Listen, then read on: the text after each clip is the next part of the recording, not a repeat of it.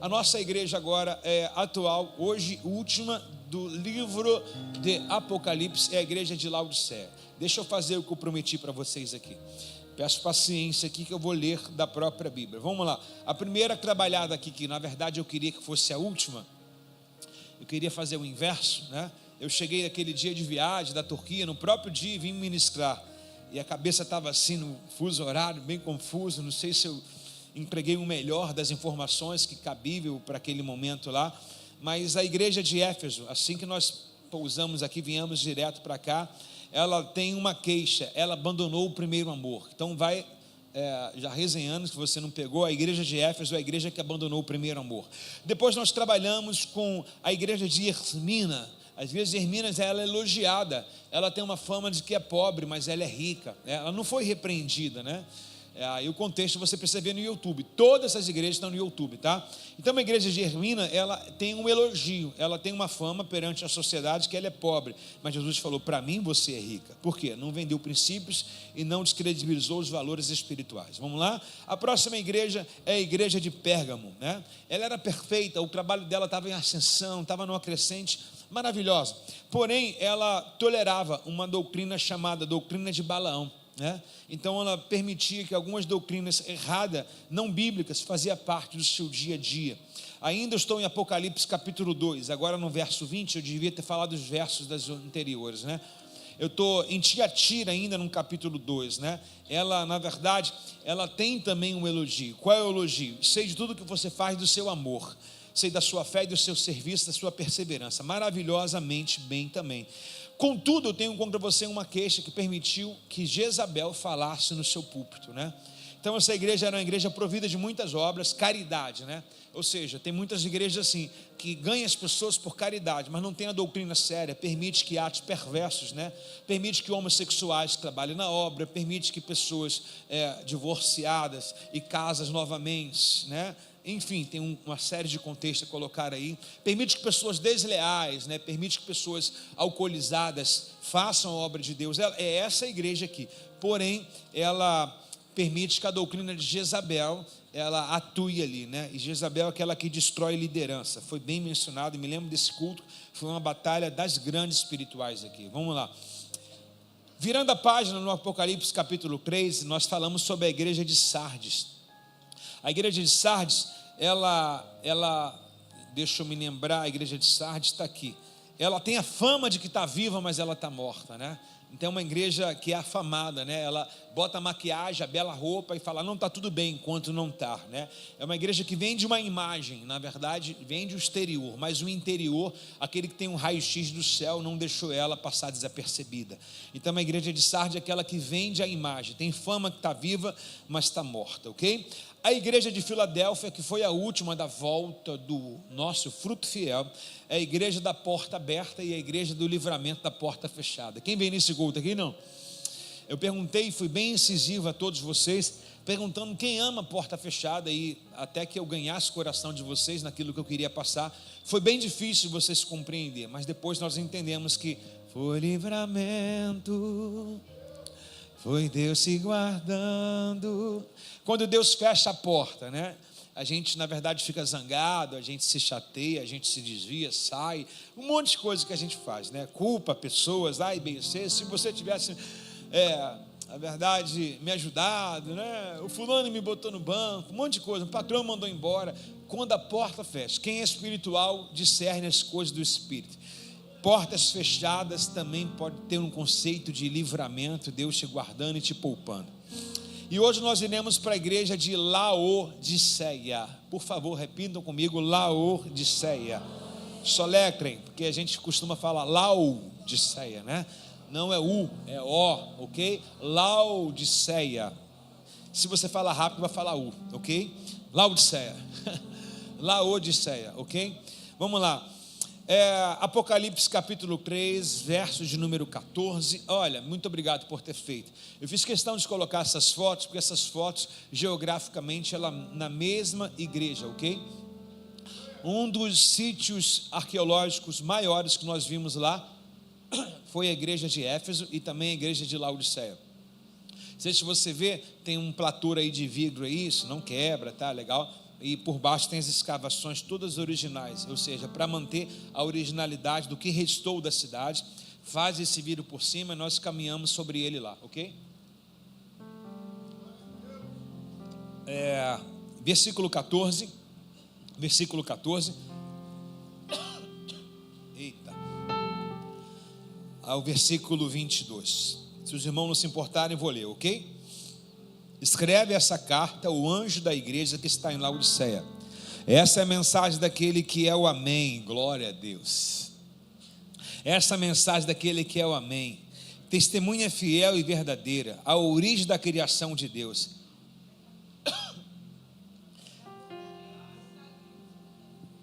Falei Efésios? Eu estou no livro de Apocalipse. Foi o que falei? Foi. Foi eu, André.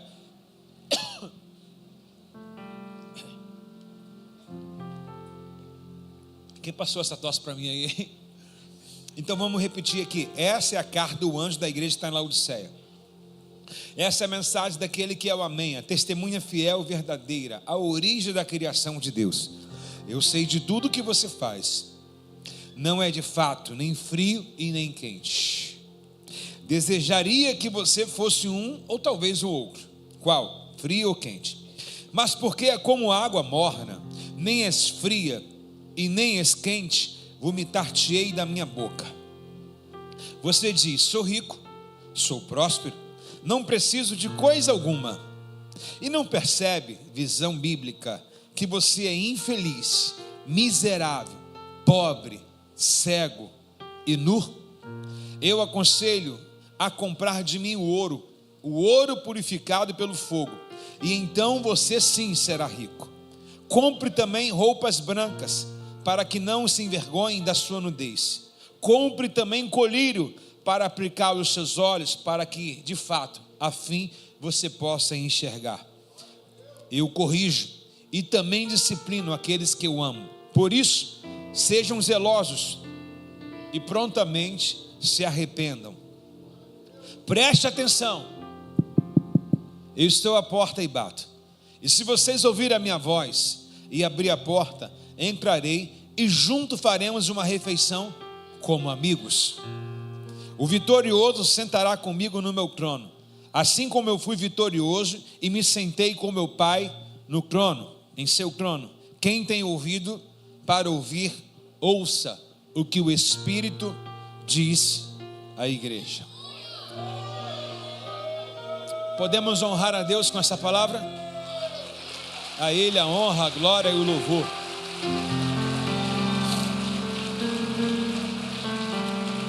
Peço aos irmãos que repitam comigo apenas os versículos de número 15 e 16, por favor, todos vocês. Sei de tudo o que você faz. Sei de tudo o que você faz. Não é frio, também não é quente. Qual é a mediação entre frio e quente? Qual é o meio entre frio e quente? Desejaria que você fosse um ou outro, frio ou quente.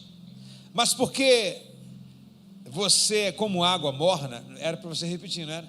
Vamos lá, mas como você, mas porque você, mas porque eu sou como água morna, nem frio e nem quente, o Senhor vai me vomitar de sua boca.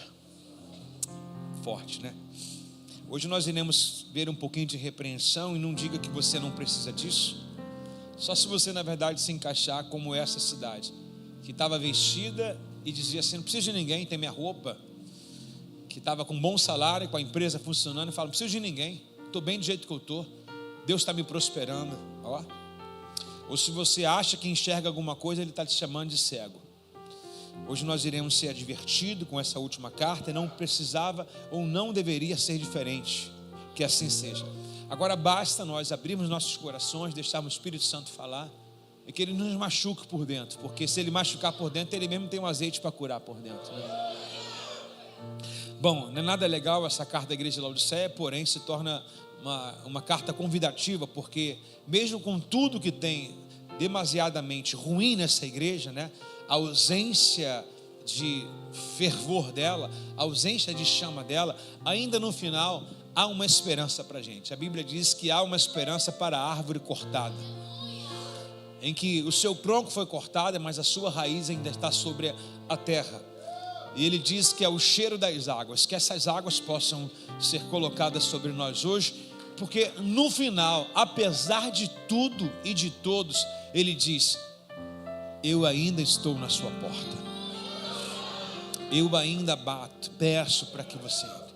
E hoje eu vou trazer, mediante aquilo que nós fomos estudar lá, toda a conjuntura da cultura da igreja de Laodiceia para vocês, tá? Jesus, ele usa parábolas para advertir essa igreja dentro daquilo que eles vivem lá. Quando ele fala de ouro, quando ele fala de vestimenta, quando ele fala de colírio, ele está dizendo sobre tudo aquilo que eles tinham dentro dessas cidades. Lembrando que essas cidades, para você entender, eram sempre aldeias, cidades no cujo qual eram sempre cercadas com suas muralhas. Tempos bíblicos antigos, as muralhas protegiam de qualquer rudimento de guerra ou de invasão de qualquer pessoa exterior, do exterior para o interior daquela cidade. Então elas tinham suas fortalezas, então eles se cercavam, e dentro dessa cidade eles tinham o seu ouro, né? Os seus banqueiros, né? Era uma das poucas que tinha um banco. A Laodiceia, ela tinha um banco que comprava e vendia ouro, né? Não era apenas moedas, não tinha valor de moeda. Por exemplo, R$100, R$200, dólar, não. Eles tinham pesos, na verdade, prata, moeda de bronze, né? E trocavam também. Nesses tempos antigos bíblicos, tinha muita comercialização de bota para rolo, né? Não sei se você já viu, tem Enjoei, né? Você vende, troca, ou alguém cria um grupo, bota para rolo, né? E aí eu tenho isso para trocar pelo quê? Num tempo bíblico, isso é a cultura bíblica, que às vezes você não comprava e nem vendia, às vezes você tinha isso e trocava com alguém. Por exemplo, você tinha um animal, tá? Um jumento, você tinha um boi, alguma coisa, e você trocava por um pedaço de terra, ou trocava um animal pelo outro, ou trocava um animal pela alguma coisa de valor, por vestimenta, e tudo se fazia negócio, né? Então essa questão de botar para rolo hoje, a gente pensa que a novidade já é antiga bíblica, ok? Então quero discorrer a vocês algumas coisas discernentes a essa igreja. Tomara que o Espírito Santo fale com todos os corações aqui. Só não vai ouvir quem não quer. E ele diz assim de forma repetida sobre a sua mornidão espiritual. O que é uma mornidão espiritual? Essa igreja está sendo exortada a se arrepender e buscar o relacionamento mais profundo com Jesus. Lembrando, palavras repetidas que eu vou sempre colocar aqui, não me importo de ser repetido, porém se eu repetir várias vezes, eu faço questão que você entenda que é para você gravar. O morno não é aquele que veio do gelado, o morno é aquele que um dia foi quente e ele esfriou, ok? Então nunca é alguém que não conhecera nada, alguém que não vivenciara nada. Então o morno é aquele que um dia queimou, ardeu, né? Aquele um dia que estava a todo vapor, quente, e ele veio se esfriando. Só que essa igreja, ela tem uma imagem de si em que o céu não tem a imagem dela. É aquilo, né? O que você pensa de você, né? Na verdade, você é suspeito de falar de você próprio. De repente, a sua linha de medir não é a linha de uma liderança, não é a linha de um pai, não é a linha de um patrão, não é a linha de um professor, e não é a linha de um pastor, né? De repente você precisa, ovelha, ser medido pelo seu pastor, chegar e falar: não me omita nada, o que você pensa de mim? Aí você vai ouvir talvez o que você não queria. Talvez você chegue para um professor e fala: professor, o que o senhor pensa de mim na condição de aluno, né? Talvez você vai ouvir coisas no qual você, poxa, precisava, né? Talvez para o próprio patrão seu, que lhe paga o seu salário, que lhe dá o pão de cada dia na mesa. É Deus, mas é Deus através da vida de alguém, né? No cujo qual você presta serviço. Talvez você chega para esse patrão e diga para ele assim: o chefe, o que o senhor disse para mim na condição que eu estou de empregado? Talvez você vai ouvir coisas que você vai ficar assustado, né? Porque na verdade a gente pensa que serve, mas nós precisamos ser autoavaliado a quem está em cima, da gente. E aí diversas áreas, por exemplo, um filho remete-se ao pai, ok? Uma liderança o liderado, ao seu líder, e por aí vai afora. Então essa igreja, ela se fechou e ela não queria ouvir ninguém. Ela disse assim, não tem que ser repreendida. Eu tenho ouro, eu tenho roupa, eu tenho colírio, ou seja, precisar, eu vou trazer todo esse fundo histórico aqui do colírio, do ouro e da roupa. Se eu precisar de uma roupa, eu tenho, né? Afinal de contas, a Laodiceia é uma cidade têxtil, né? Aqui a gente produz lã, aqui a gente produz o melhor tipo de pano aqui, a maciez é exuberante aqui. Então, não preciso de relacionamento com ninguém. Vou me fechar na minha cidade, como se fechasse no seu mundo, como se você fechasse na sua casa, como se você fosse daqueles que vêm para a igreja, termina o culto, não fala com ninguém, vai embora. Não preciso de ajuda de ninguém. Eu já tenho o que eu preciso. É esse tipo de pessoa que é chamado de Laodiceia. Aqueles que um dia chegaram aqui com uma cidade pobre, mas agora se reconstruíram, agora são empresários, agora ganham bem e agora não precisam mais de nada, relacionamento. Agora compraram seus carros, agora seus passeios, suas viagens, né? Agora suas casas de praia, agora a igreja tem programação, mas quando era miserável, na verdade vivia aqui. Mas agora que melhorou mais um pouquinho de vida, agora não, agora eu tenho minha vida, Deus me prosperou. É a igreja de Laodiceia, a igreja que se acha que é rica, não depende de ninguém mais. Isso é tão perigoso, mas tão perigoso, porque a gente parece que está falando da igreja atual, parece não, estamos falando da igreja atual dos dias de hoje. Está nu, mas está vestido, mas está nu. Tem ouro, mas é pobre, né? Enxerga, mas é cega. É essa a igreja. Então Jesus estava até fora dessa igreja. De que forma? Quando você vê o versículo 20, posta aí, André, por favor. Versículo 20, ele pede, pelo amor de Deus, eu ficaria aqui constrangido. É como se a gente estivesse aqui. Você gostou do louvor da manhã agora? Estava bem legal o louvor? Mas imagine, no meio do louvor, Jesus falando assim: posso louvar com vocês? Só que ele não está aqui, está lá fora. É como se eu estivesse pregando e Jesus falando assim: eu posso entrar no púlpito para falar contigo também, ou através de você? É como se Jesus estivesse no seu ministério, ascensão do seu ministério. Eu vou falar coisas boas, ascensão do seu ministério. O louvor funcionando, pregação funcionando, intercessão funcionando. O Flávio está aí, não? Mas Jesus está dizendo assim: posso ir na intercessão com vocês?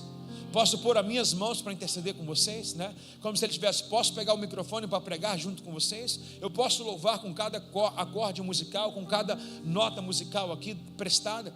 É como se você achasse de si mesmo a sua validação e você dissesse: nossa, hoje eu arrebentei no ministério. Aí Jesus está do outro lado dizendo assim: eu só não participei.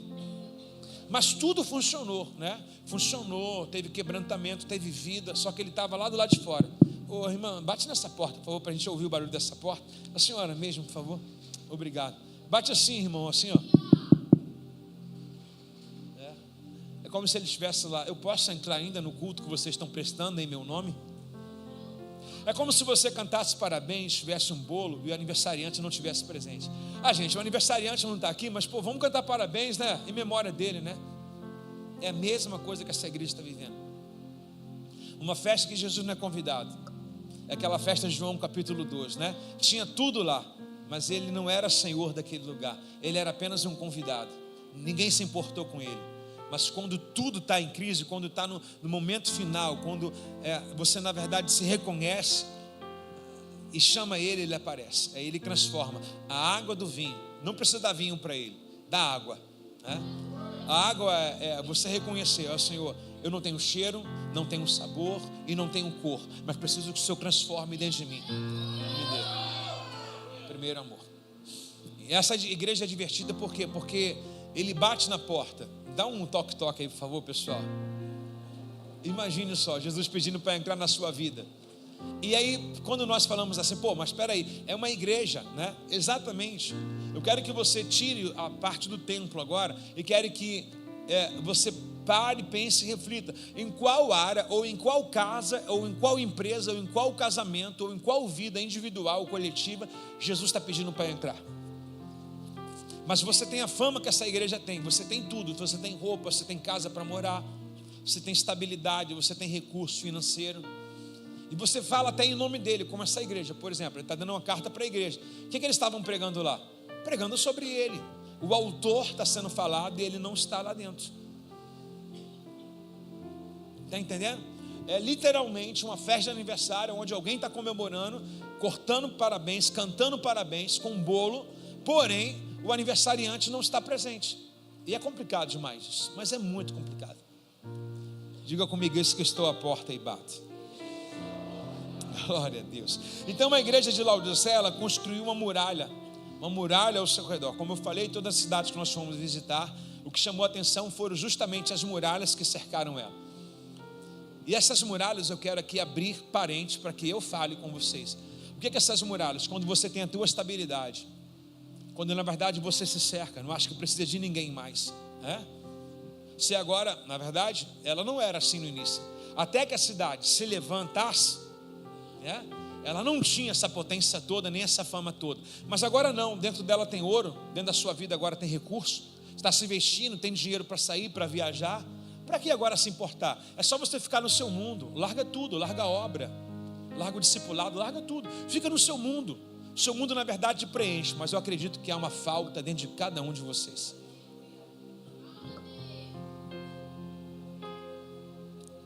Então ela tem uma fama de ter uma muralha que protegia, guardava o seu ouro, guardava a sua reputação. Só que o Senhor falou assim: deixa eu botar o meu aparelho celestial sobre vocês. Aí, meu irmão, quando o céu desce para... Baixa essa luz aqui, André. Quando o céu desce para fazer uma crítica para nós, amigo, já era. Está ruim. E tomara, como eu falei, iniciei que pedindo, tomara que o céu hoje faça um raio-x de cada uma vida aqui para gente. O verso 17, ele diz assim, ó: pois dizes tu que é rico, né? Ó, estou rico, verso 17. Pois você diz, sou rico e sou próspero, não preciso de coisa alguma. Repete comigo: não preciso de ninguém. Não preciso me sujeitar. Não preciso, fala, gente. Não preciso obedecer. Não devo submissão a ninguém. Tenho meu dinheiro, eu que trabalho, pago as minhas contas, tenho minha casa, o resto é resto. É a visão dessa igreja. Você diz, eu sou rica e próspera. Irmão, rico e próspero são as duas palavras que juntando ela é perfeição. Rica perante os homens, próspera perante a Deus. Então, presta atenção, perante os homens elas eram ricas. Agora, elas mesmas dizem dela, porque você diz, não é Deus que está dizendo. A prosperidade, irmão, é de Deus, tá? Diferente. A riqueza, toda vez que a Bíblia fala rico, é as coisas do mundo. Prosperidade é o que você acha que você tem de Deus. Então, eles tinham um alto conceito, que eles eram ricos perante os homens e perante a Deus também. E o texto está dizendo para a gente, Bruno, no início, assim, ó: você diz, tu dizes. Então você diz que é rico, você diz que é próspero. Você está dizendo, não preciso de coisa alguma, paga minhas contas, posso sair, posso viajar, tenho roupa para vestir, tenho tudo. Agora ele vai dizer, deixa eu dizer o que eu penso sobre você, o que eu vejo sobre você. Então você diz que é próspero, você diz que é rico, você diz que não precisa de ninguém. Agora presta aí, senta, tira a sandália da humildade. Não percebe que você é infeliz? Não percebe que você é miserável? Não percebe que você é pobre? Não percebe que você é cego? E não percebe que você é nu? Quantas coisas nós nos encaixamos dentro desses 4 assuntos colocados? Infeliz, a gente acha que a riqueza traz felicidade, né? A riqueza, o dia, tá bom. Fala aí se teu dinheiro aí traz alguma cura para você. Se teu dinheiro aí gera algum filho.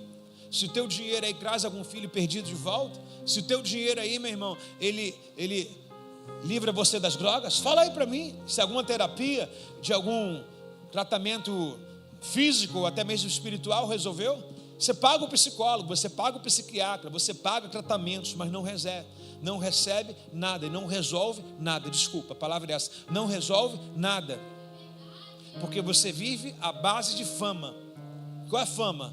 A sua, que você acha de si próprio, aquilo que você pensa de si próprio. Irmãos, se nós nos diminuirmos nesta manhã, teremos o melhor 2026 das nossas vidas.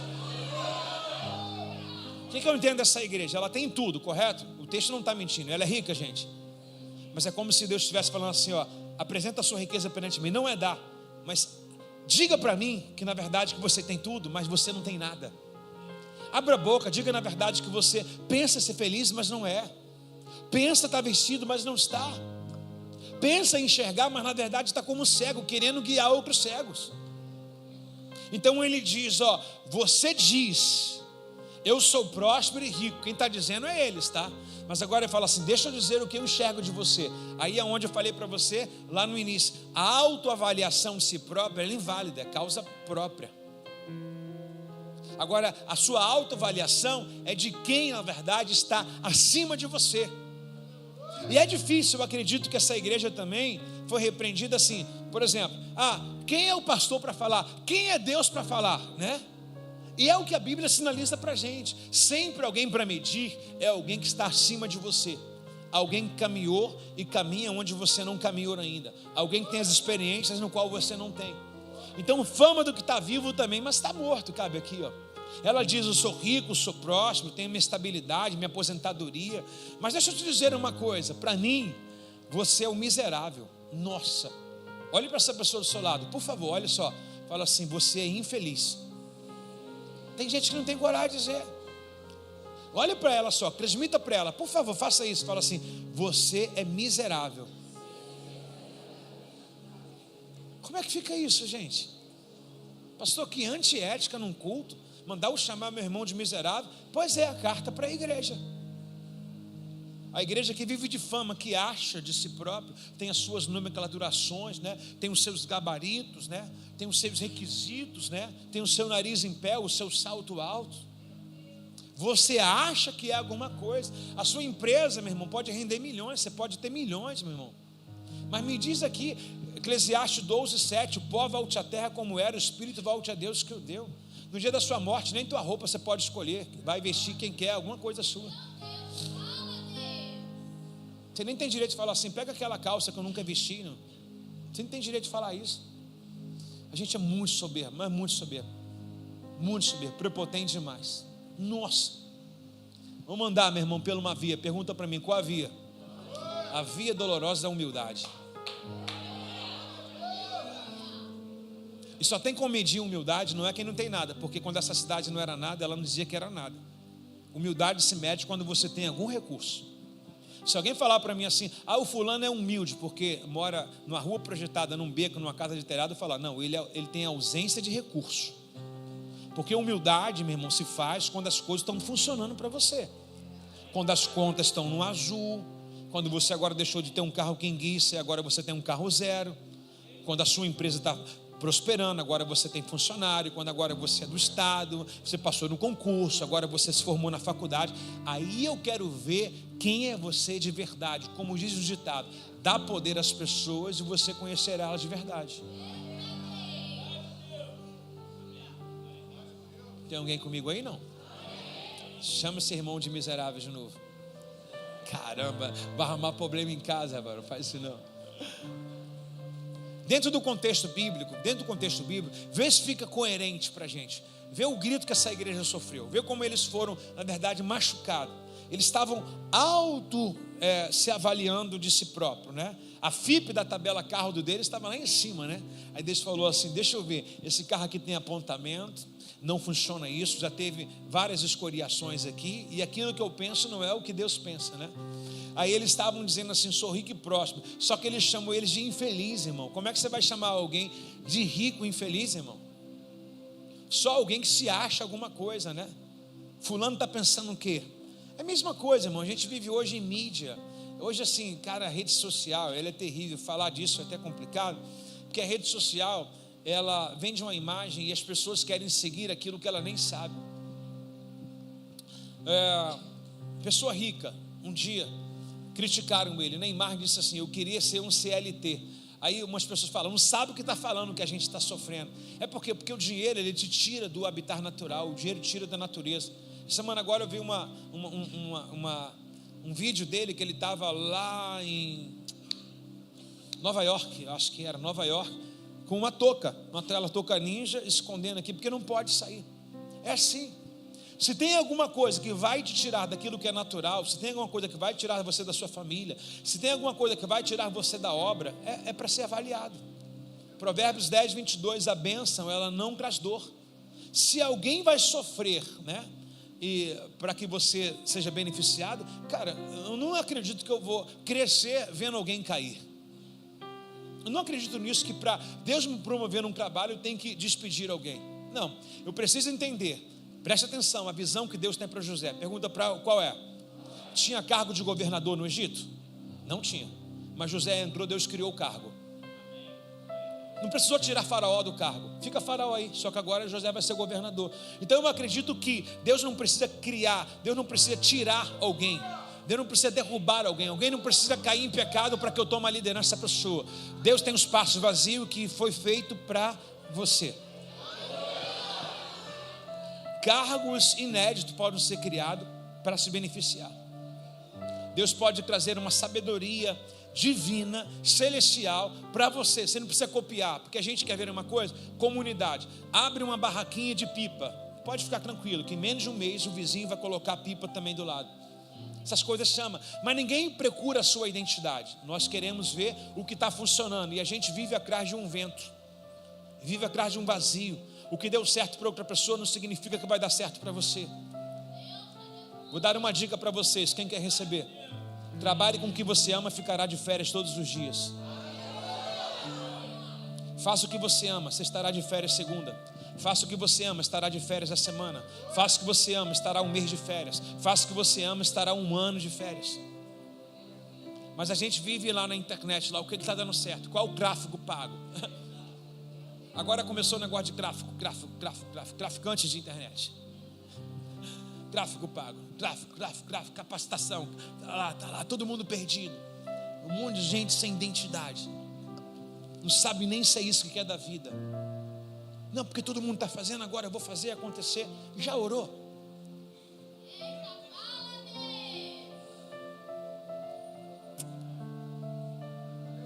Então essa igreja tem uma fama que ela é próspera. Eu não tenho que sair daqui, eu acho que eu ficaria aqui no culto todo. Ela tem uma fama de que ela é rica e ela se acha. Eu não sei se vocês entenderam aqui. Ela se acha, repete comigo, ela se acha. Mas o que ela é de verdade? Vou perguntar então, ela se acha o quê? Só quem está no culto vai entender. Ela se acha o quê? E o que ela é de verdade? Todo mundo junto, gente, por favor, família, vamos lá. O que ela se acha? E o que ela é?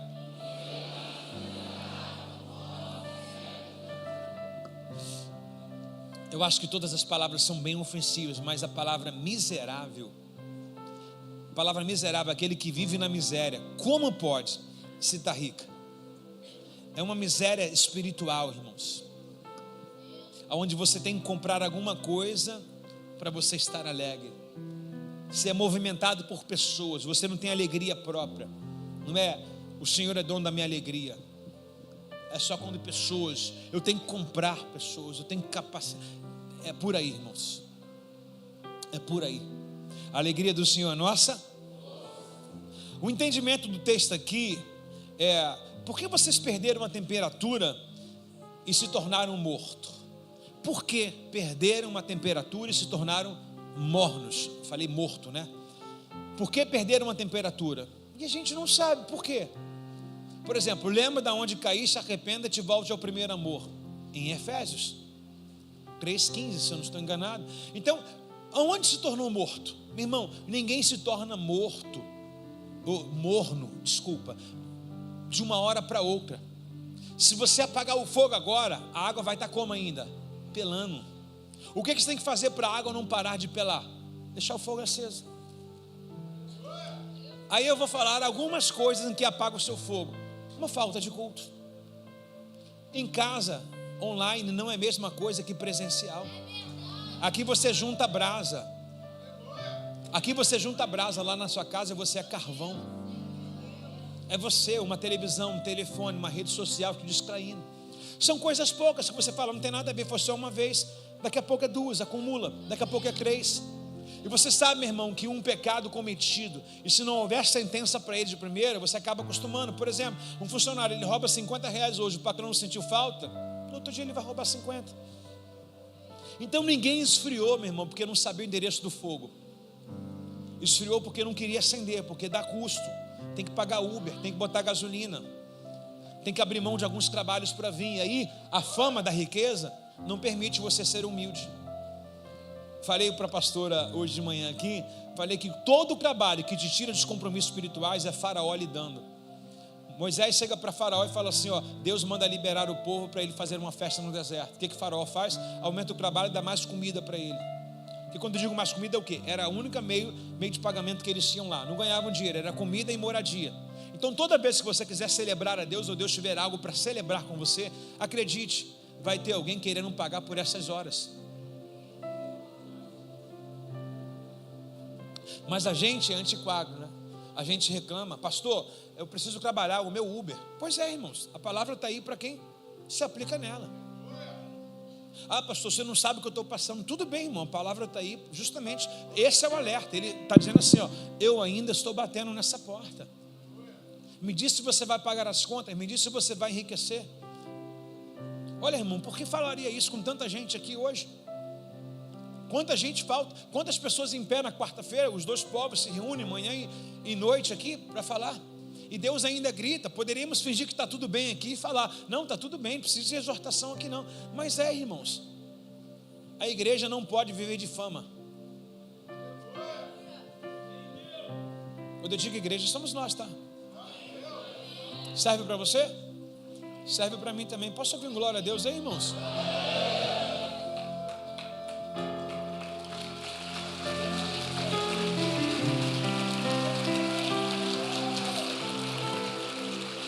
Engraçado que ele diz assim, ó, vocês, onde perderam a temperatura, né?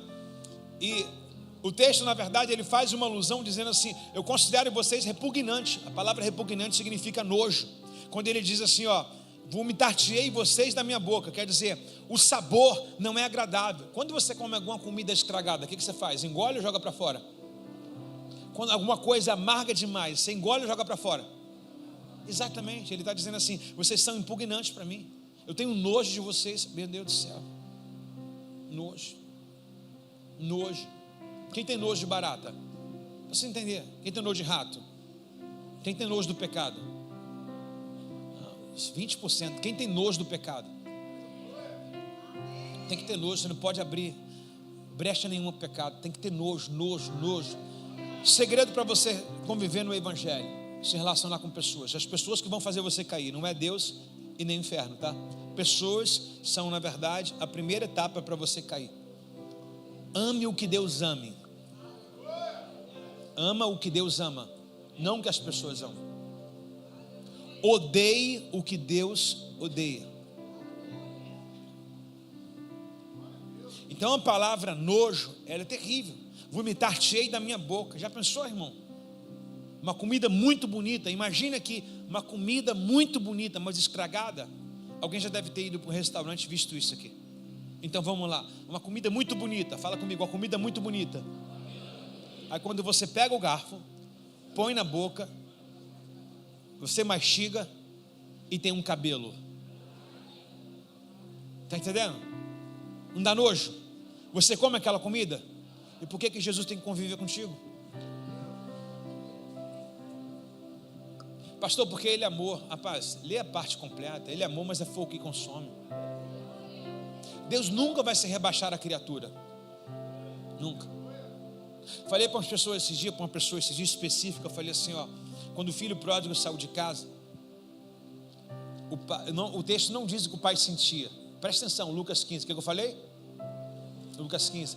O texto não fala na ida o que o pai sentiu, mas o texto fala na volta o que o pai colocou dentro dele. Quando o filho volta, olha o que o pai diz: o meu filho estava morto. Então desde aquele dia que o filho decidiu pecar, o pai falou assim para mim: você está morto,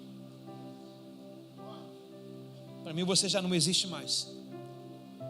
Desde esse dia que ele saiu, ele não falou nada, mas o sentimento quando ele volta, falou assim: ele estava morto. Ou seja, esse tempo todo, o pai falou assim: enquanto ele optar pelo pecado, enquanto ele optar pelas coisas que causam náusea, enjoo, que eu não tolero, para mim está morto.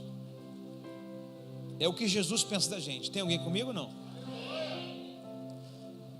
Então ele diz que vai vomitar da boca nossa, dentro disso tudo que eu falei, né?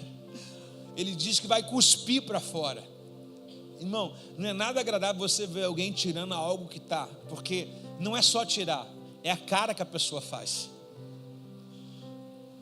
Você já comeu alguma coisa, por exemplo, o fio de cabelo parece que foi o que mais trouxe para a gente aqui. Você pega um guardanapo, né? Você não vai fazer assim, você cospe no prato direto, não? Você é educado, né? Você pega um guardanapo e fala, você faz o quê? E depois, você levanta da mesa, vai aonde? Vai no banheiro, mano. Dá uma ânsia de vômito. Então ele diz assim, ó, vou cuspir vocês da minha boca. Vou cuspir esse gosto que vocês deixaram, esse sabor repugnante aqui de nojo que vocês deixaram, eu vou cuspir da minha boca. Irmão, nos dias de hoje eu tenho algo para falar para essa igreja que seja de grande valia. Pergunte para mim o quê? Não dá para você habitar na igreja na neutralidade. O que é neutro? Há uma guerra entre o mal e o bem, e você fala assim, não, eu sou morno. Qual o conselho dele? Ou quente ou frio. Mas você fala assim, não fede nem cheira. Eu acho que a coisa horrível para mim é você se tornar uma pessoa imperceptível em casa. É um pai estar em casa e não ser percebido. É uma esposa estar em casa e não ser percebido. Um filho estar em casa e não ser percebido. É um aluno na classe de aula e não ser percebido pelo professor, não ser notado. É um funcionário numa empresa e não ser notado, sabe? Ontem eu ouvi de um rapaz uma coisa maravilhosa, que ele aprende muito, ele fala que leva para a vida inteira as nossas explicações, as nossas pregações, e ele tomou muita postura na empresa dele, e ele pegou uma palavra que eu falei aqui no culto, ele chegou para o funcionário e falou assim, ó, o funcionário não deu um relatório, não deu uma resolução para o problema, e ele falou assim, se eu sentar lá e fazer, eu estou lhe pagando à toa. Uau! Meu irmão, não dá para ser bom a vida inteira. Para com essa de querer ficar agradando todo mundo, desagradando a Deus. Não dá. Ele falou assim, se eu sentar aí e fazer, ou fizer o que você não consegue fazer, eu estou lhe pagando à toa. Já viu pessoas que ocupam espaço, mas não cumprem propósito? É isso. A sua cela está cheia, mas ninguém leva lanche. Nunca tem oferta. Nunca tem ninguém indo para o encontro. Está cheio. Fama do que está vivo, mas está morto. E o que Deus sente dessa célula? Nojo. Porque uma célula que não multiplica não é célula, é tudo menos célula. Uma célula que não gera vida é tudo menos célula. A célula tem que ter o DNA da igreja. A igreja tem que ter o DNA do reino. Crescer e multiplicar. É muito. Você queria estar nesse culto? Não, de verdade. Você queria estar nesse culto? Quem preferia estar em casa dormindo? Então, preste atenção que não dá para ficar neutro. Diga assim, jamais vou participar da neutralidade. A neutralidade é mornidão, tá? Ele diz, ó, ou você é frio ou você é quente. O que eu falei? Frio ou... Apocalipse 22:11 diz assim, ó, preferia que você fosse, na verdade, 22:11, muito obrigado, que o mal continue a praticar o que é mal, e o impuro continue a praticar o que é impuro, e que o justo continue a viver de forma justa. Ou seja, se é para sujar, meu irmão, vai. Assim, não estou tirando de ninguém da igreja, mas também estou sendo um pastor aqui. Eu vou fazer o que o pastor de verdade faz, como o pai do filho pródigo fez, abriu a porteira e falou, quer ir embora, vai.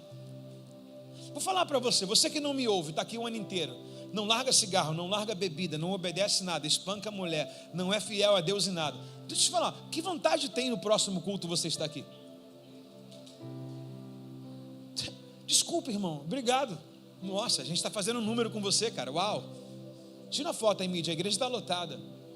Mas eu quero saber se os que estão sentados aqui na trombeta irão subir. Ah, pastor, porque eu dou dízimo oferta? Maneiro, cara. Nós devemos estar colocando esse projeto de incêndio aí, foi 50 mil. Devemos estar colocando esses negócios por causa de você. Ótimo, legal. O que adianta? Ser rico para com os homens e pobre para com Deus, irmãos. Então assim, você tem uma fama que ela não é compatível com o reino, gente. O sujo continua a se sujar. Pastor, eu fumo cigarro de vez em quando. Ah, meu irmão, mete o pé, meu irmão. Vai para o tabaco, vai para a maconha, vai para tudo. Pastor, eu corro o risco de separar esses títulos aí e colocar na internet assim, né? Porque a pessoa que diz assim, eu bebo socialmente, meu irmão, socialmente, beber socialmente, fumar somente cigarro, vai te levar para o inferno. Então falar que bebe socialmente e criticar alguém que é um bebum, que vive caindo nos bar, para mim é a mesma coisa. O que é um pingo numa camisa branca? Sujo. Então ele diz assim: você que está sujo, cara, ou hoje decide se limpar de uma vez por todas, ou cara, carnaval está aí, meu irmão, mete o pé na jaca, vai embora. Não dá para ficar tratando assim, cara, não dá. Acho que todo concurso ele tem fase eliminatória. Por quê? Porque é desgastante você formar alguém com pendência. Já reparou? Você passa no concurso na teoria e depois você tem na prática. Não dá para levar alguém a um cargo elevado com pendência. Então um concurso pede sabedoria, inteligência e capacidade física. É a mesma coisa a vida espiritual da pessoa. A mesma coisa. Não dá para brincar, irmãos. Não dá. O que tem de igreja lotada hoje aí, meu irmão? Estão pregando o quê? Eu ouvi de uma pessoa assim, ó, o que eu ouço em Rehoboth, eu tenho que colher o ano inteiro na igreja que eu estou para uma mensagem de Rehoboth. E ele teve a coragem, mas não tem a humildade para voltar para cá.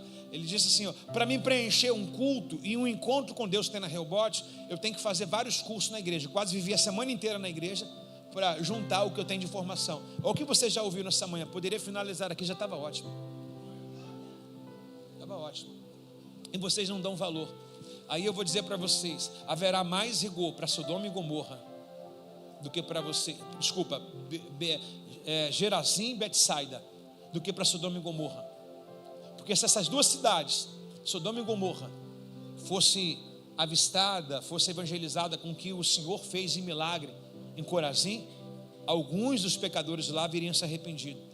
Então fico imaginando assim, o que eu faço para esse povo, Senhor? Eu dou mais informação, mais conhecimento, ou fico aqui me retraindo aqui? Porque quanto mais lhe ensino, mais cobrança vai ter sobre vocês. Mais cobrança vai ter. Mais cobrança vai ter. É como se você fosse professor, aí no dia da aplicação da matéria, o aluno fala, isso aqui eu não sei. Aí você fala, mas eu ensinei isso naquele dia. Ah, mas eu não prestei atenção. É como tem pessoas que não prestam atenção no culto, mas aí você não vai ser cobrado porque você prestou ou não prestou atenção. Você vai ser cobrado porque teve alguém falando e você não deu atenção. Brabo, né? É ou não é, Bruno? É crítico o negócio hoje aqui. Você está comigo aí, irmãos? Dá uma salva de palmas para Jesus aí.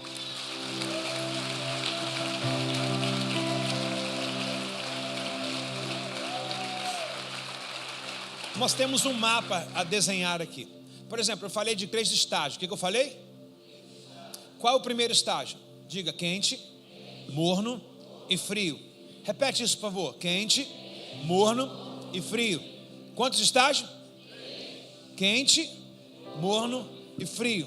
Eu vou falar agora sobre a cidade de Hierápolis. Repete comigo: Hierápolis. É uma cidade bíblica também falada em Atos dos Apóstolos. Inclusive eu vou soltar um vídeo já, André, se você puder deixar aí. Gente, está calor ou eu que estou aqui? Tá não? A cidade de Hierápolis é onde tinha essa fonte de águas. Essa fonte de águas quente é na cidade de Hierápolis. E ela discorrendo 10 km abaixo, 9 a 10 km abaixo, era a cidade de Laodiceia. E de Laodiceia para Colosso era mais 16 km. Então presta atenção. Quem está prestando atenção nisso que é muito importante? Porque ele fala assim, ó, ele fala de 3 estágios. Ele fala de alguém quente, de alguém morno e de alguém frio. Presta atenção. Então a Hierápolis era a cidade quente, a cidade das fontes termais, de águas fervorosas. Eu tenho um vídeo que vai passar aqui agora. 10 quilômetros depois era a cidade de Laodiceia. E 16 quilômetros a mais, a partir de Laodiceia, ou de lá, então 25 no total, ou 26 no total, era a cidade de Colosso. Então quando ele diz sobre água quente, água morna e água fria, ele está entrando na parábola. Ele está entrando nessa geografia dessa cidade chamada Flígia, dizendo assim, ó, eu preferia que vocês fossem como a cidade de Hierápolis, quente, ou a cidade de Colosso, fria, mas vocês estão no meio, meu irmão. O que tem de gente no muro das indecisões, como Laodiceia, é terrível. Dá uma olhada nesse vídeo, por favor, André, obrigado.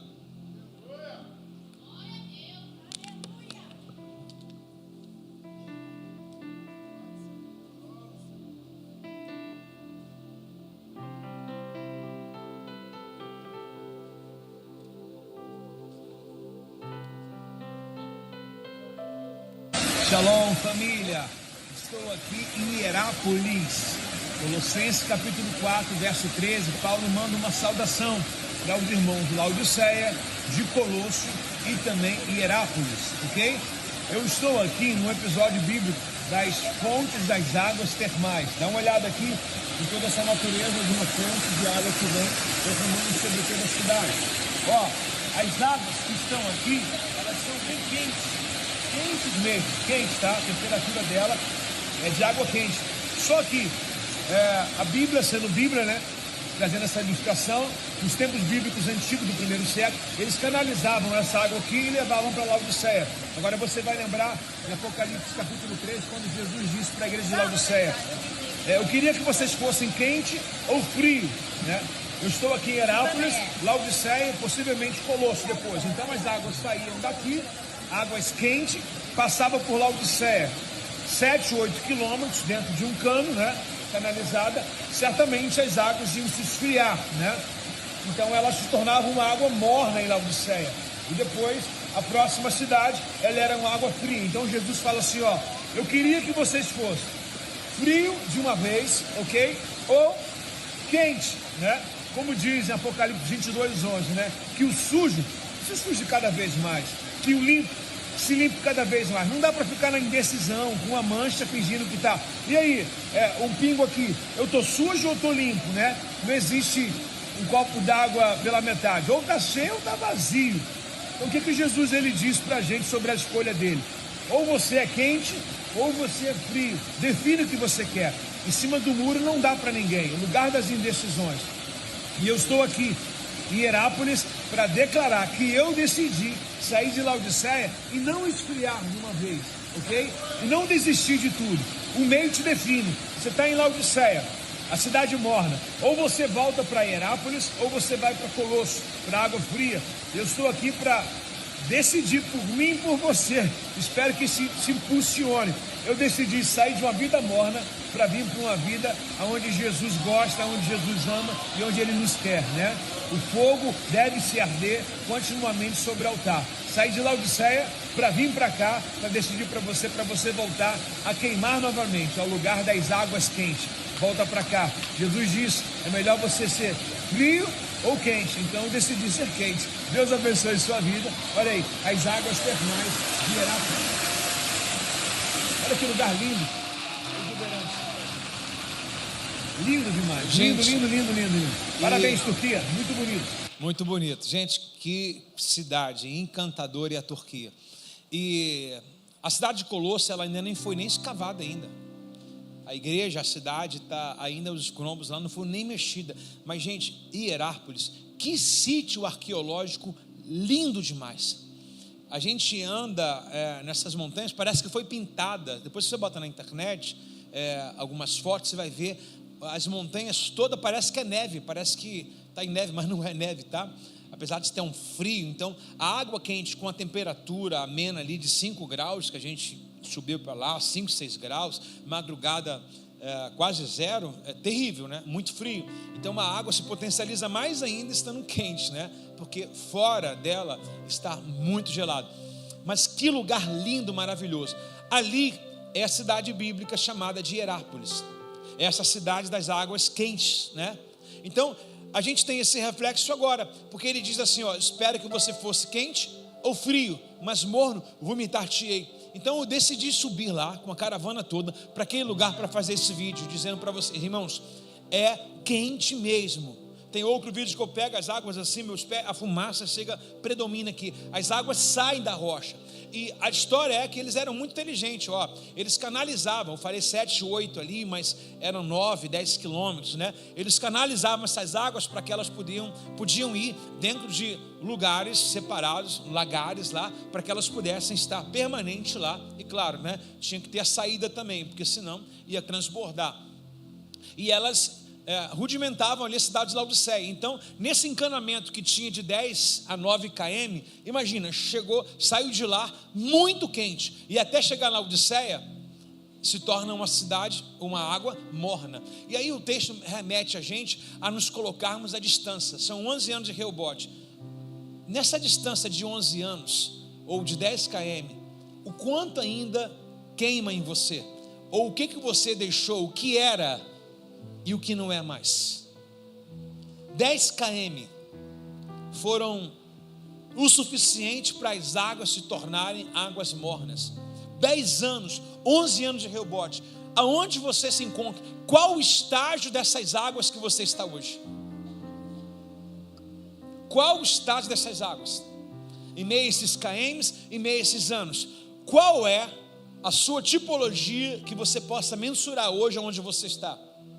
Ou está com 26 direto, desde Herápolis até Colosso, 26 km direto. Pastor, eu estou aqui no gelado. Eu digo até que está melhor do que quem está no morno, porque o vômito era para quem está no morno, até porque as pessoas elas se banhavam em Herápolis, era uma fonte terapêutica. No Antigo Testamento você vai ver muita remissão dessas coisas de cura, terapias e tal, e essas cidades na verdade, aí Herápolis, eram umas águas terapêuticas, que dizem, a história, em que havia muitas fontes medicinais ali, as pessoas se banhavam, tinha aquele banho como um banho terapêutico, e melhoravam a sua saúde.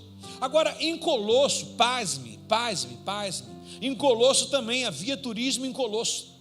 Em Colosso também as pessoas também se banhavam, um banho geladinho. Eu, porém, sou fã de um banho gelado, eu não gosto de banho quente, é raro tomar um banho quente. Água pelando então, quem gosta de um banho gelado? Gosta. Quem bebe uma água quente, muito quente? Quem bebe uma água muito quente, gente? Aline, você? Quem bebe uma água morna? Quem bebe uma água gelada? É o que tinha em Colosso, uma fonte refrescante. Então, da extremidade terapêutica de Herápolis e da necessidade diária de beber água, ter uma vida saudável, lá em Colosso, as duas favorecia, mas a Laodiceia não. Então talvez o lugar que você está estacionado, você não agrada nem quem está com sede, nem quem está queimando. Você causa pavor em quem está com sede. Fala, não consigo beber dessa água, não consigo andar com essa pessoa, não consigo ouvi-la, não consigo compactuar com a ideia dela. Ou quem está queimando fala assim, cara, não consigo também ser igual você, frio, congelado. Terrível, né? Tem alguém comigo aqui, não? Tinham 2 deuses nessa cidade chamados Zeus e Apolo também. Uma cidade mística como o Rio de Janeiro, como a nossa metrópole aqui, cheio de ídolos, e a gente não definindo o que a gente quer. Lembrando do que eu falei acima para vocês, não dá para compactuar na neutralidade. Ou você é de Deus ou você é do diabo. Pastor, como eu detecto que eu sou de Deus ou do diabo? As obras que você faz, o pensamento, as pessoas que você anda, o que você vive, o que você vê, o que você ouve, vai dizer. Os seus sentidos, ele lhe darão a senhores. Por exemplo, eu gosto muito de música do mundana. Então o teu sentido de ouvir, já que a Bíblia diz que a fé vem pelo ouvir, então se não é fé, é uma música secular, certamente tem um senhor da música governando você, trabalhando nos seus neurônios, fazendo com que você lembre e se arremeta às coisas mundanas. São sentidos: tato, paladar, visão, audição, olfato.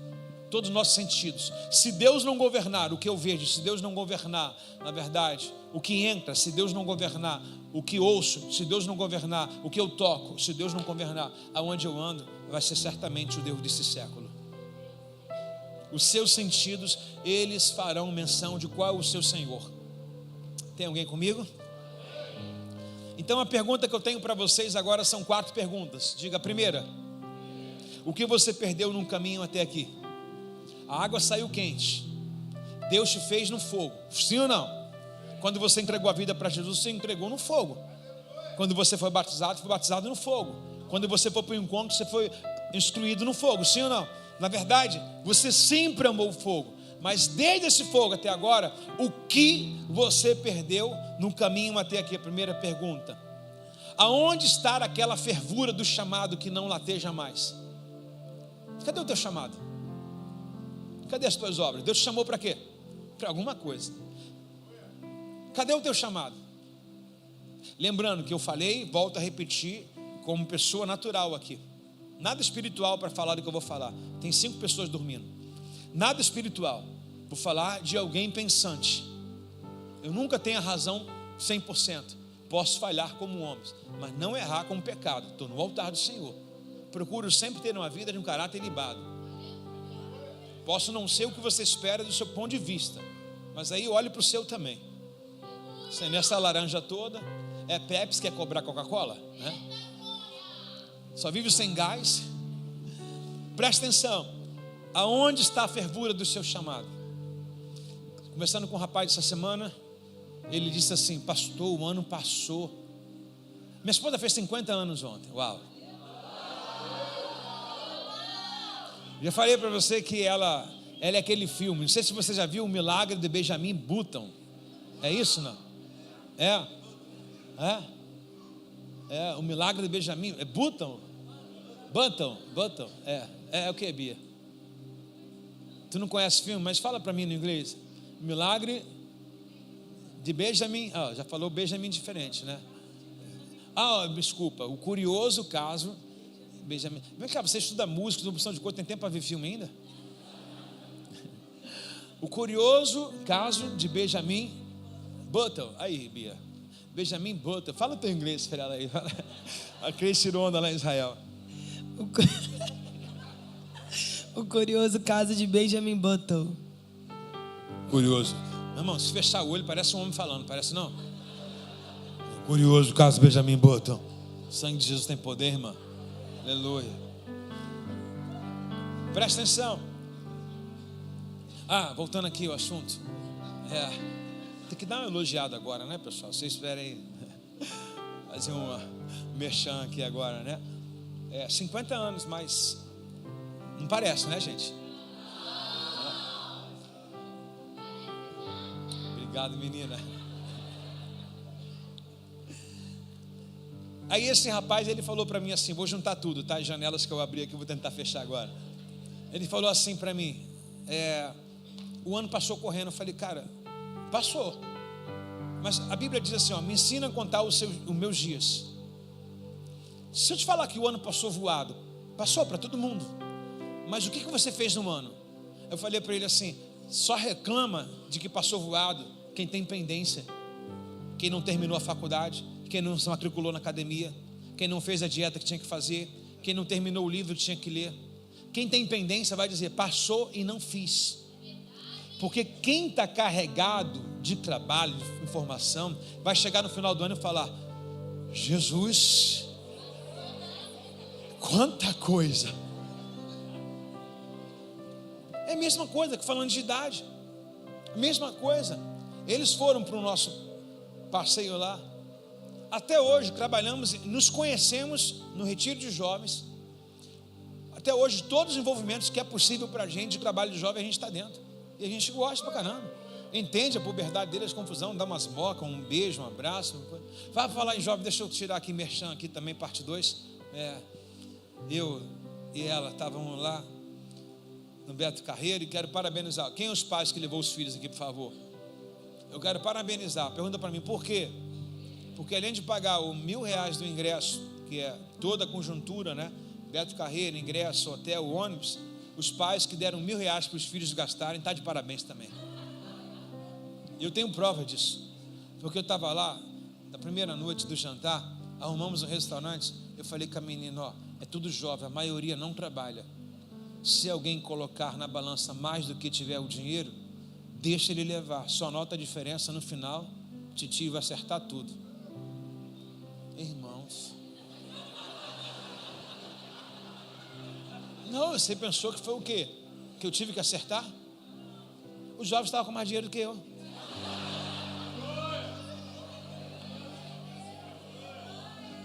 Compraram bonecos oficiais do Beto Carreiro, 399. Compraram a mochila do Bob Esponja de R$399. Compraram um chaveiro de R$20. Compraram boné, compraram toda hora no sorvete, chicote, papá, papá, papá, papá, papá. Toda hora era Coca-Cola, Pizza Hut, R$44. Toda hora tinha um jovem passando assim.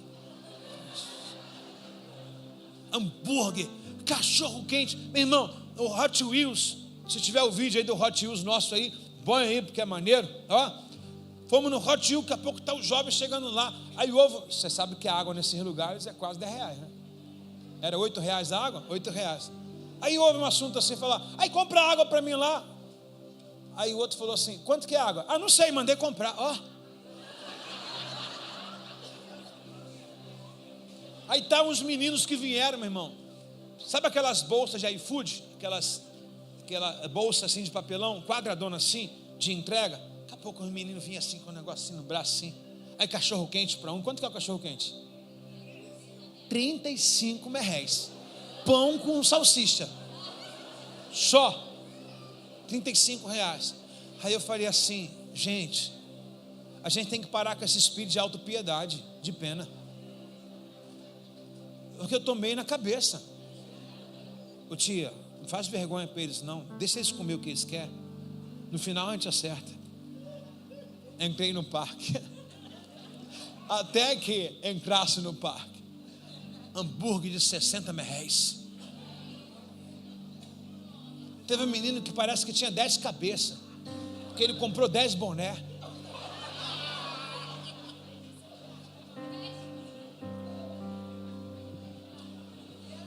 E ainda assim, ó, e era 100 reais cada boné. Ah, pera que eu preciso comprar um presente. Como é que é? Comeu pra caramba, comprou um negócio para você, ainda tem dinheiro para levar presente para outro. Então a menina que comprou 3 leão, 299. A gente teve que dar uma gastada. Tá com dinheiro, né, coleguinha? Foi a última a pagar no Beto Carreiro, né? Para a igreja sempre é sofrência, né? Legal. Pastor, ainda paguei no Pix. Chega, perdi, mano. Tem como. Então quero parabenizar a fonte pagadora, os pais que deram R$1.000 para os seus filhos gastar lá. Nossa, vocês arrebentaram. Arrebentaram. Eu cheguei com a visão de Eliseu no início, quando chegou na casa da viúva. Senhor, tu me deu aqui, me mandou aqui para ela me dar o que comer, mas ela que está precisando de comer. A primeira visão do jovem foi essa. Misericórdia. Então, as perguntas, fechei as janelas todas? Se não foi também, já era agora, filho. Então a pergunta é, onde está a fervura do seu chamado? Lembrando, aonde está a fervura do seu chamado, já que nós nos tornamos água morna? Aonde está a fervura do meu ministério? Keila, a sua paixão é mesmo pelo louvor? Demorou a responder.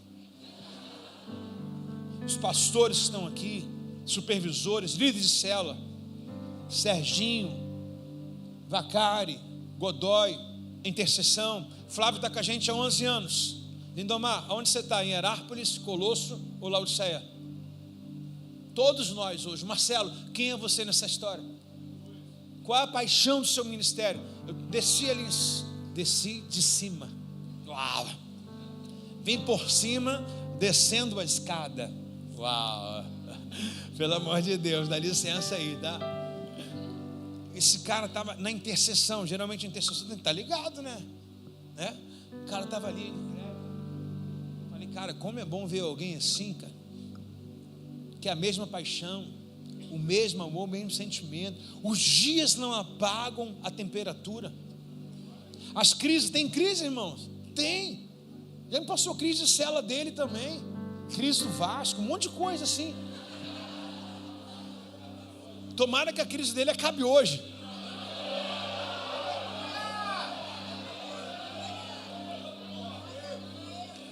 Olha, eu elogiando agora. Uau, estou melhorando.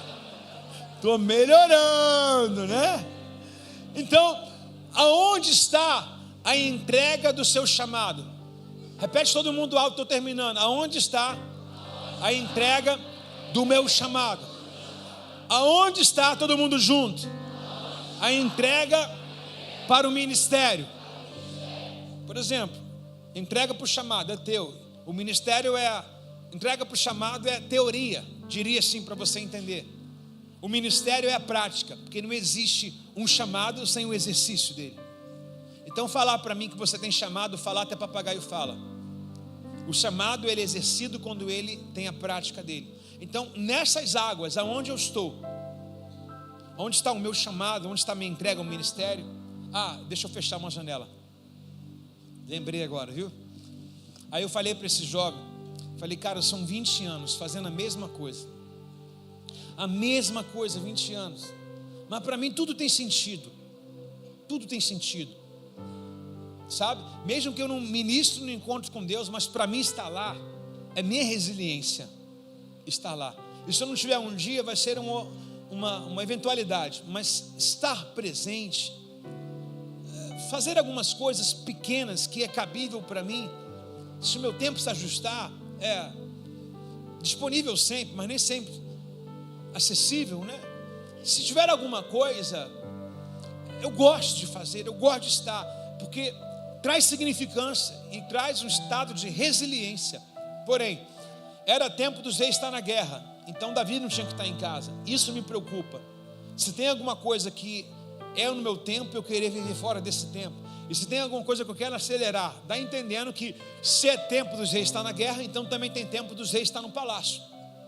Então o Davi, ele estava no palácio na hora que está para a guerra. Então o tempo do palácio é palácio, o tempo do lazer é lazer, o tempo da guerra é guerra. Está comigo aí, não? E eu disse para ele que o versículo da minha vida, todo mundo já sabe, eu repito sempre, no livro de Timóteo tem esse versículo, 1 Coríntios 15:58, demais, irmãos, sejam firmes e constantes, superabundantes na obra do Senhor, sabendo que o vosso trabalho não é vão. Você tem argumento para largar a obra, largar alguma coisa porque alguém te feriu, teria aqui todos os argumentos possíveis, porque toda a igreja feriu a gente. Só de eu falar aqui na condição, nenhum professor gosta de falar e não ser ouvido como aluno. Quantos de vocês ignoram o que a gente fala? Quantos de vocês desdenham? Quantos de vocês, após ouvir uma palavra dessa, não vão praticar? Já é uma ofensa para a gente. Subimos aqui como palhaço, como palhaço, estamos falando alguma coisa que é bobeira, estamos falando de vida, e na verdade a vida é eterna. Então, se você não melhorar a sua vida, para mim já é uma ofensa.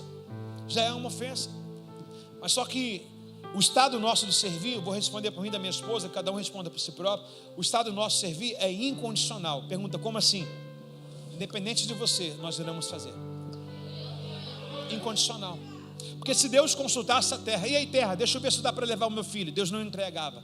Se Deus não tiver a decisão dele, ele vai depender do seu estado, vai depender do seu querer. Então, a gente serve sem perguntar às pessoas, a gente entrega sem perguntar. Aqueles que irão dar as costas, abandonar, aqueles que irão não concordar. Eu cheguei para os jovens no coletivo da caravana e falei assim, estamos em grupo ninguém tem opinião individual, é o que a liderança do grupo falar e pronto, acabou. Porque não dá para ficar perguntando 164, você gosta disso, gosta daquilo? Então um restaurante que a gente achar, todo mundo se adapta. E é assim para a gente viver. A gente não quer viver no meio da comunidade ainda tendo opiniões, irmãos. Não, porque eu não concordo com a visão da igreja, não concordo com o pastor assim, etc. Não tem isso. Olha lá, gente, o vídeo do Beto Carreiro. It don't matter if it's rain or shine today, cause I know the God is on my side today. Hey, I'm so happy I woke up today. Put a little coffee in my cup today. Anyone who feels a little stuck today, don't forget that God made us enough today. Coisa linda, gente. Hey, wake up in the morning, brush my teeth, then I'm gone. Go outside and put my bare feet on the lawn. I used to be sour, now I'm sweet, cinnamon. Where you judging me, you judge. Esse cara é um brother, parceirão, cara. Ele deu um recado para toda a igreja Rehobote, um irmão em Cristo, cristão também. Olha que show lindo, gente. O som tá gostoso, pode soltar. Olha isso, gente, que a gente viveu lá. Olha isso, gente.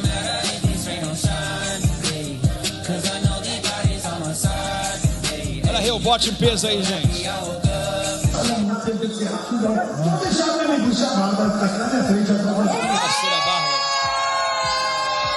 Essa hora tá uma curada, tá?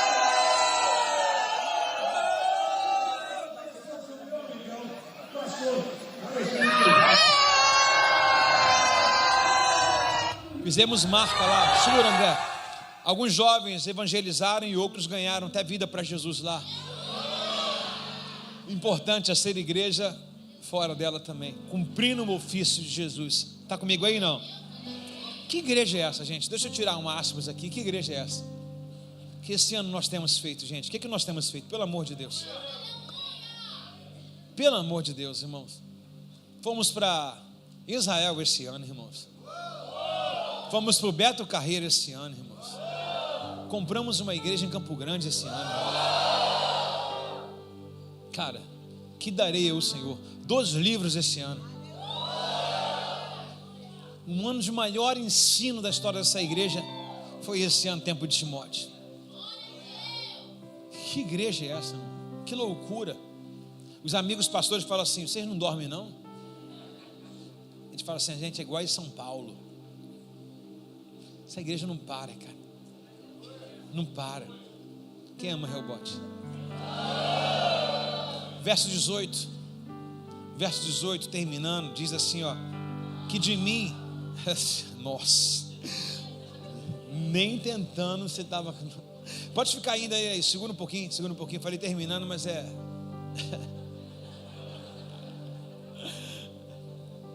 Quando estiver lá, eu vou dar um sinal para você. Tem coisa importante a falar, são as últimas coisas, porém são importantes. Quero destacar 3, ó. No verso 18, André, por favor. Que de mim compre ouro refinado pelo fogo. Lembra do que ele diz? Eu sou rico, eu sou próspero. Então eles tinham uma fama de riqueza e de prosperidade. Mas o texto diz pra gente no verso 18, ó: aconselho que de mim compre ouro purificado pelo fogo. Então será rico. Então será rico. Compre também roupas brancas para que não envergonhe da sua nudez, e colírio para aplicar aos seus olhos. Tem 3 coisas. Diga assim: ouro, roupa e colírio. Quero falar agora uma informação extra bíblica, uma informação histórica e cultural do que nós aprendemos lá. Tudo isso eu aprendi lá. Toda vez que você viaja para buscar conhecimento, você traz essa bagagem. Fica tranquilo, tá? Vamos lá. Então a primeira condição que ele fala aqui é ouro.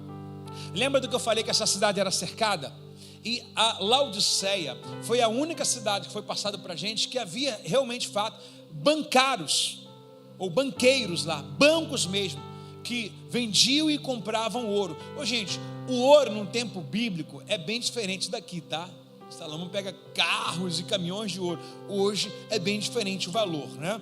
Então eles tinham isso. Eles diziam assim: a gente tem ouro, moeda. Ouro é moeda de troca, né? A gente pode comprar, a gente pode vender. Então ele dizia assim, ó: a gente é rico aqui. Mas eles se enriqueciam, na verdade, do ouro que eles tinham lá. Mas Jesus chama eles para um ajuste de conta e dizer assim: aconselho que de mim você compre ouro provado no fogo. Qual é o ouro de verdade? Só aquele que você leva no fogo, para que ele retire as impurezas. E lembra da palavra que eu falei no início? Ricos e próspero. Qual é a verdadeira riqueza? Aquela que você não larga o casamento, aquela que você não perde o endereço da sua casa, aquela que você não abre mão do seu ministério, aquela que não mexe com você, aquela que não tira você da sua singularidade, da sua simplicidade, da sua humildade, aquela que não faz de você uma exclusividade. Você ainda aperta a mão das pessoas, aperta a mão de quem está do seu lado. Fala: eu sou rico, mas aperta a sua mão.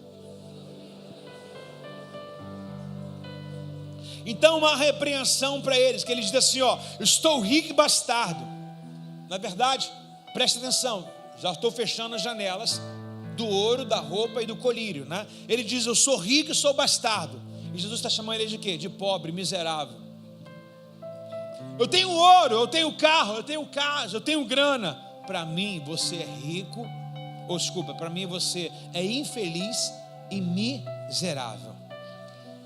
Como eles se viam, e de fato como eles eram. Eles se viam rico e bastardo.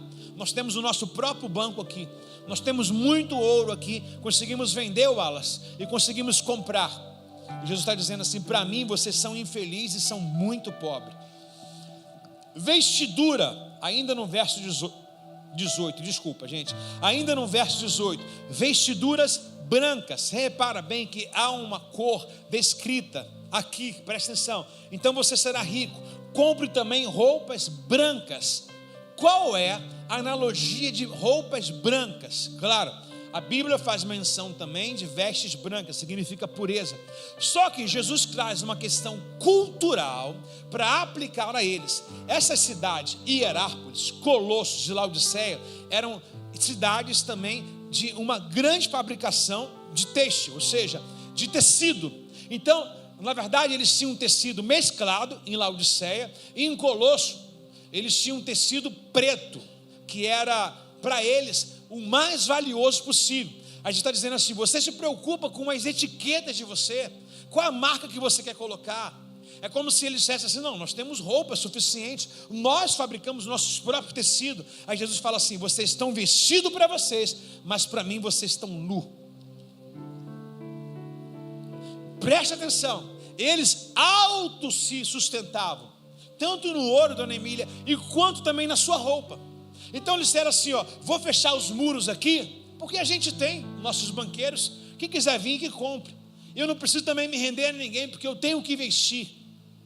Então eles se vangloriavam pelas suas fabricações de roupa e as suas texturas, seja elas misturadas, e a que tinham mais valor na vista dele, eram pretas, roupas pretas e macias. Só você olhar a história, peça no site GBT também, deve ter alguma informação. GPT, é isso? GPT, deve ter alguma informação. Agora, Jesus coloca para eles outras roupas, roupas de santidade. E a gente sabe muito bem que não é o campo de visão dos nossos olhos. A santidade de uma pessoa não está no que ela calça, não está no que ela veste. A santidade de uma pessoa está no seu interior, está na sua singularidade, na sua serventia, na sua servidão.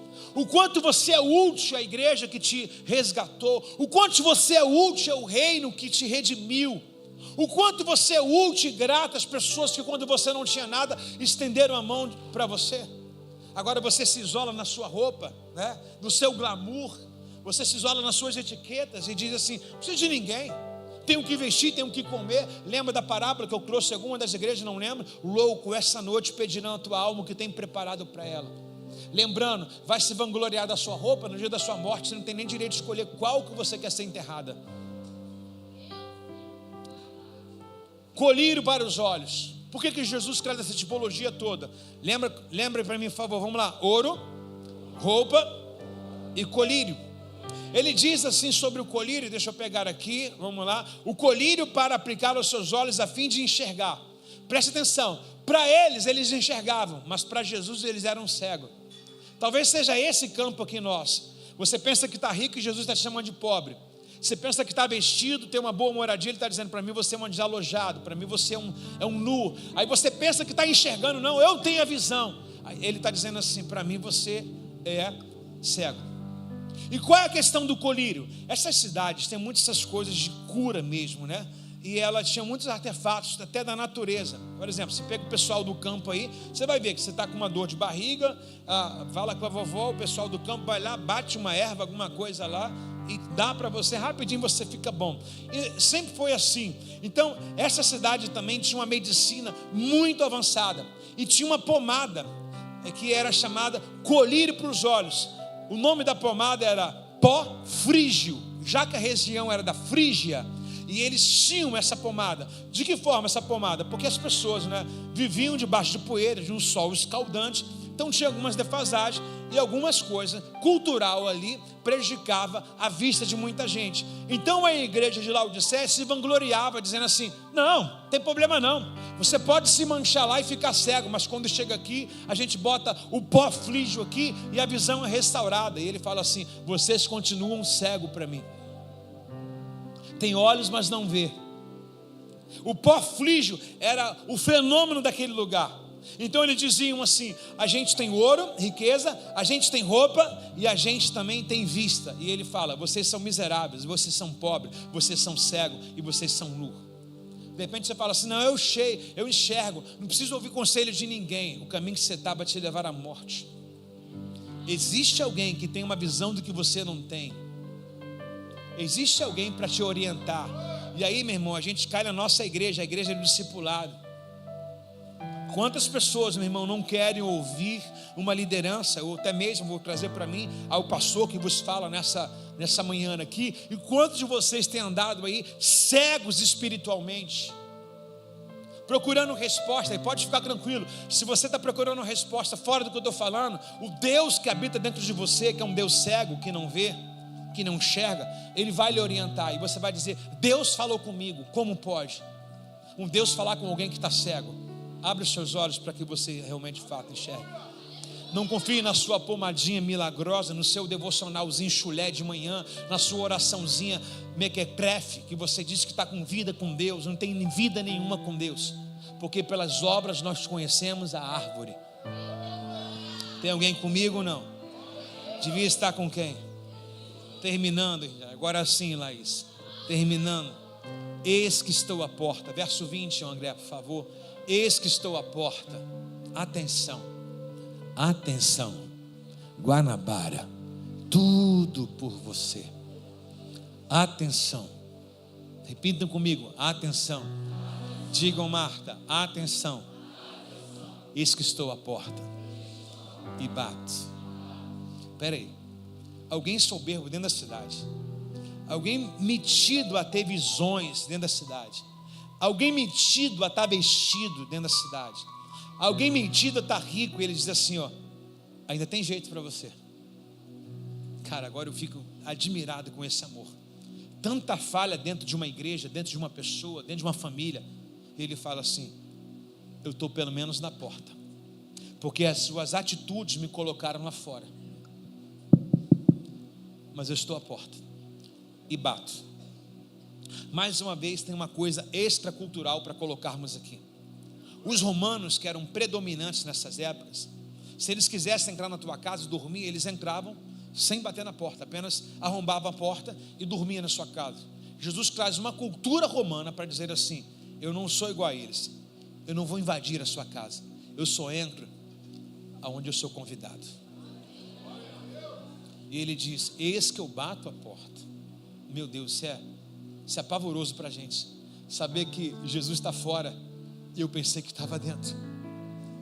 Eu trouxe para um cenário da igreja, né? Perguntei se o louvor estava legal, se a palavra estava bacana, mas o que adianta tudo isso se ele está lá fora batendo na porta?